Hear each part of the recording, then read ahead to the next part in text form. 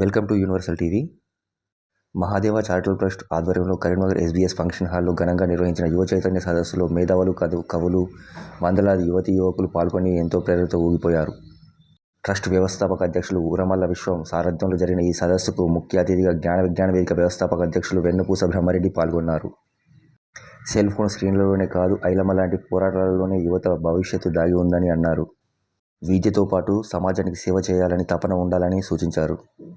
విజ్ఞానం వైపు అడుగులు వేయాలని, సాంకేతిక పరిజ్ఞానం ఆధునిక ప్రపంచంలో మనకు ఆయుధమని గుర్తు చేశారు. ఉమ్మడి కరీంనగర్ జిల్లా ప్రజలకు, యువకులకు అందరికీ నమస్కారం. నేను ఉరుమల్ల విశ్వం, బీసీ నాయకులు. బీసీ ఇంటెలెక్చువల్ ఫోరంలో గత 1 month బ్యాక్ ఒక 1500 మంది బీసీ మేధావులతో ఉమ్మడి కరీంనగర్ టౌన్లో మీటింగ్ పెట్టిన విషయాన్ని అందరికీ తెలిసిందే. దాదాపు ఉమ్మడి కరీంనగర్లో ఉన్న 60 మండలాలలో కూడా బీసీ ఉద్యమాన్ని చేస్తున్నాం. అదేవిధంగా 42% రిజర్వేషన్గా కొట్లాడుతున్నాం. అది వేరే అంశం. ఈరోజు మహాదేవ చారిటబుల్ ట్రస్ట్ నుండి యువ చైతన్య సదస్సు అనే కార్యక్రమాన్ని కరీంనగర్ పట్టణంలో నిర్వహిస్తున్నాం. ఈ కార్యక్రమానికి సుమారు ఒక 600 మంది గర్ల్స్, ఒక 600 మంది బాయ్స్, ఒక సుమారుగా ఒక 1200 మంది యూత్, ఇంకొక 300 మంది మేధావులు హాజరైనారు. ఒక 1500 మంది వచ్చినటువంటి ఈ యువత మీటింగ్ కి మెయిన్ ఉద్దేశం ఏంటంటే, ఉమ్మడి కరీంనగర్ జిల్లాలో రాబోయే రోజుల్లో అది ఉద్యమమైన, సేవైన, రాజకీయమైన కేవలం 3 అంశాల చుట్టే నడవబోతుందని చెప్తున్నాము. 1 ఎడ్యుకేషన్, 2 హెల్త్, 3 ఎంప్లాయ్మెంట్. ఇప్పుడు ఉన్నటువంటి నాయకులందరినీ కూడా మేము ఏం డిమాండ్ చేస్తున్నామంటే, మేము రాజకీయ నాయకులు కాదు, నేను పొలిటీషియన్ కాదు.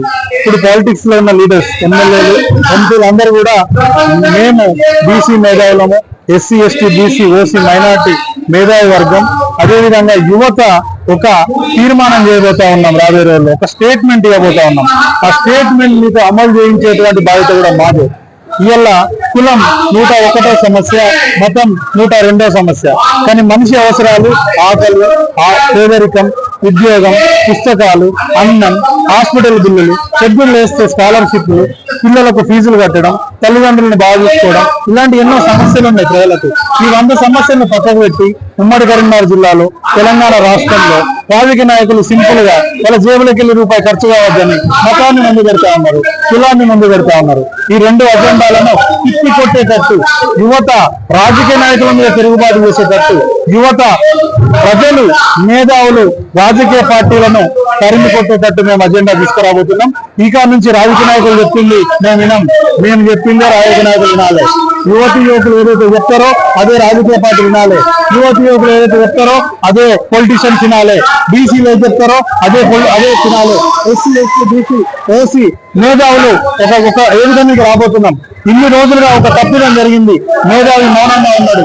స్వతంత్ర సంగ్రామంలో యాక్టివ్ గా ఉన్న మేధావి, సిపాయిల తిరుగుబాటులో యాక్టివ్ గా ఉన్న మేధావి, రజాకార్ల తిరుగుబాటులో యాక్టివ్ గా ఉన్న మేధావి, తెలంగాణ ఉద్యమంలో యాక్టివ్ గా ఉన్న మేధావి, తెలంగాణ వచ్చినాక నిద్రపోతారు నీళ్ళల్లా. యువతి యువకులు నిద్రపోతారు, మేధావులు నిద్రపోతారు. ఖబర్దార్ పొలిటీషియన్స్, మిమ్మల్ని ఇరికించుకొట్టే రోజులు ముంగడమన్నట్టున్నాయి.